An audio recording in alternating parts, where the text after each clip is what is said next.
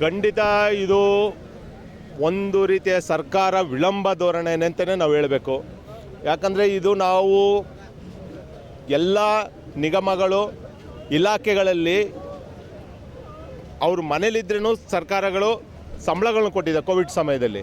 ಆದರೆ ನೀವು ನೋಡ್ಬೋದು ಆವತ್ತೂ ಸಹ ನಮ್ಮ ಕೈಲಿ ದುಡಿಸ್ಕೊಂಡಿರುವಂಥ ಸರ್ಕಾರ ಕೋವಿಡ್ ಅಂತ ನಮ್ಮನ್ನು ಯಾರನ್ನೂ ಮನೇಲಿ ಕುಣಿಸಲಿಲ್ಲ, ನಮಗೆ ರಜೆ ಕೊಟ್ಟಿರಲಿಲ್ಲ.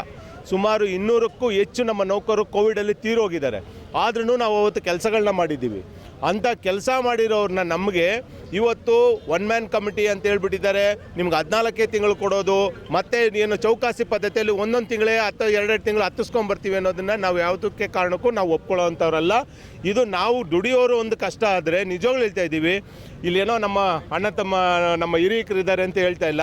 ನಾವು ದುಡಿಯುವಂಥವ್ರು ₹1 ₹2 ಏನೋ ಸಂಬಳ ಇನ್ಸೆಂಟಿವ್ ಅಂತ ಬರ್ತಾ ಇರುತ್ತೆ. ಆದರೆ ನಿವೃತ್ತಿಗೊಂಡ ನೌಕರಿಗೆ ಇದೇ ಒಂದು ಅವ್ರಿಗೆ ಆಧಾರ ಸ್ತಂಭಗಳು. ನಾವು ಮೊದಲಿಂದನೂ ನಾವು ಹೇಳ್ತಾ ಇರೋದು ಕೂಟ ಮತ್ತು ಒಕ್ಕೂಟ ಮತ್ತು ನಮ್ಮ ಎಲ್ಲ ಮಹಾಮಂಡಳಿ ಆಗಿರ್ಬೋದು, ಜಂಟಿ ಆಗಿರ್ಬೋದು, ನಿವೃತ್ತಿ ನೌಕರಿಗೆ ಯಾವುದೇ ರೀತಿಯಲ್ಲಿ ಅನ್ಯಾಯ ಆಗಕ್ಕೆ ಬಿಡಬಾರ್ದು ಅನ್ನೋದನ್ನು ನಾವು ನಿವೃತ್ತಿ ನೌಕರಿಗೋಸ್ಕರನೇ ಇವತ್ತೇನು KSRTC ನೌಕರರ ಹಿತರಕ್ಷಣೆ ವೇದಿಕೆ ಇದೆ ನಿವೃತ್ತಿ ನೌಕರದು, ಇದಕ್ಕೆ ನಾವು ಕೂಟ ಮತ್ತು ಒಕ್ಕೂಟವು ಸಹ ಸಂಪೂರ್ಣವಾಗಿ ಬೆಂಬಲವನ್ನು ಕೊಡ್ತೀವಿ. ಅದರಲ್ಲಿ ಈ ಹೋರಾಟದಲ್ಲಿ ನಾವು ಯಾವುದೇ ಕಾರಣಕ್ಕೂ ಯಾರೋ ಏನೋ ಹೇಳ್ಬೋದು, ಕೂಟ ಮತ್ತು ಒಕ್ಕೂಟ ಅರೇಸ್ನ ಬಿಟ್ಟುಬಿಡ್ತಾ ಇದೆ, ಅರೇಸ್ ಬಗ್ಗೆ ತಲೆ ಕೆಡಿಸ್ಕೊತಾ ಇಲ್ಲ ಅಂತ. ನಿಜವಾಗ್ಲೂ ಹೇಳ್ತಾ ಇದ್ದೀನಿ, ನಿವೃತ್ತಿ ನೌಕರರ ಬಗ್ಗೆ ₹1 ಲಾಸ್ ಆಗಬಾರ್ದು ಅಂತ ನಾವು ಕೂಟ ಮತ್ತು ಒಕ್ಕೂಟದವರು ನಾವು ಪ್ರತಿವಾದಿಸ್ತಾ ಇದ್ದೀವಿ. ನಾವು ಯಾವುದೇ ಕಾರಣಕ್ಕೂ ನಿವೃತ್ತಿ ನೌಕರಿಗೆ ಅನ್ಯಾಯ ಮಾಡೋಕ್ಕೆ ನಾವು ತಯಾರಿಲ್ಲ.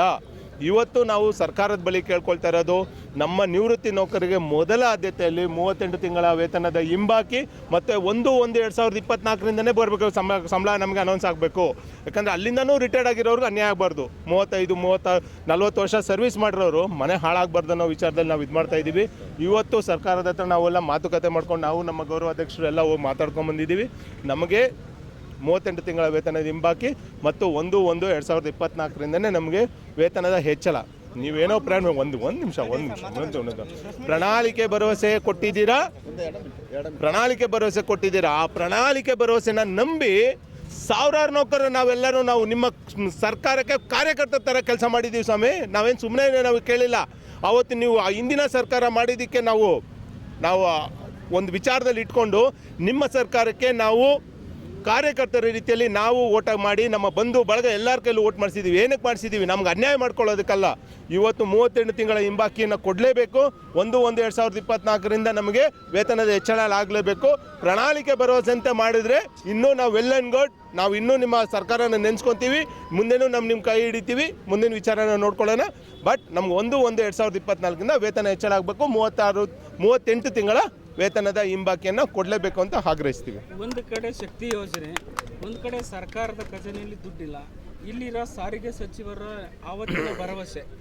ಸೊ ಇವೆಲ್ಲ ನೋಡಿದ್ರೆ ಸರ್ಕಾರ ಎಲ್ಲ ಒಂದು ಕಡೆ ನಿಮ್ಮನ್ನು ಕಡೆಗಣಿಸ್ತಾ ಇದೆ ಅನಿಸ್ತಿದೆ ಸರ್. ನಿಜವಾಗ್ಲೂ ಇದು ಕಡೆಗಣಿಸ್ತಾ ಇದೆ ಅನ್ನೋದಕ್ಕಿಂತನೂ ಸರ್ಕಾರಿ ನೌಕರಿಗೆ 7ನೇ ವೇತನ ಆಯೋಗ ಮಾಡಬೇಕಾದ್ರೆ ವರ್ಷಕ್ಕೆ 20,000 ಕೋಟಿವರೆ ಆಯಿತು ಸರ್.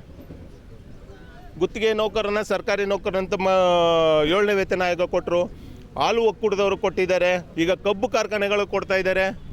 ಸಾರಿಗೆ ನೌಕರಿಗಂತ ಮಾಡಬೇಕಾದ್ರೆ ಮಾತ್ರನೇ ನಿಮಗೆ ಯಾಕೆ ಲಾಸ್ ಕಾಣಿಸುತ್ತೆ? ನಿಮ್ಮ ಶಕ್ತಿ ಯೋಜನೆ ಇಷ್ಟು ದೊಡ್ಡ ಮಟ್ಟಕ್ಕೆ ಜನಪ್ರಿಯತೆಯನ್ನು ತಂದುಕೊಟ್ಟಿದ್ದೀವಿ.